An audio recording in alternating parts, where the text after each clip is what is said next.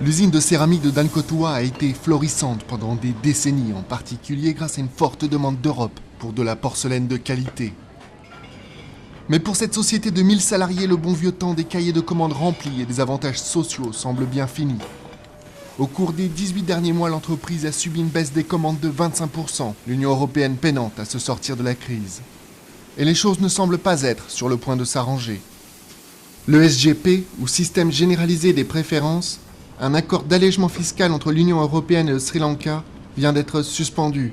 Bruxelles accuse en effet Colombo de ne pas enquêter sur de possibles violations des droits de l'homme pendant la guerre civile. Conséquence, des milliers d'emplois pourraient être amenés à disparaître. Si la société dépose le bilan, nous ne serons pas suffisamment qualifiés pour retrouver du travail. Et nous sommes aussi trop vieux pour travailler dans une autre usine. Les entrepreneurs disent comprendre les préoccupations de l'Union européenne.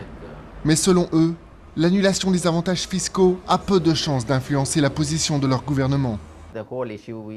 La question tourne surtout autour de l'attitude du gouvernement vis-à-vis des droits de l'homme.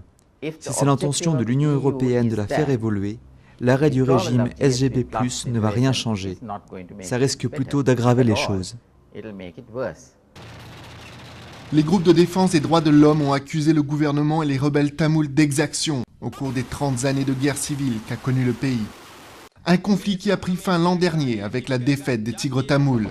L'Union européenne a depuis demandé qu'une enquête indépendante soit conduite, ce que le gouvernement a refusé. En ce qui nous concerne, il ne s'agit pas là de demandes raisonnables. En tant que pays souverain, nous refusons de nous soumettre à ces exigences. Alors que le bras de fer entre l'Union européenne et le gouvernement sri-lankais continue sur la question des droits de l'homme, on s'inquiète que ce sont les gens ordinaires qui paieront le prix.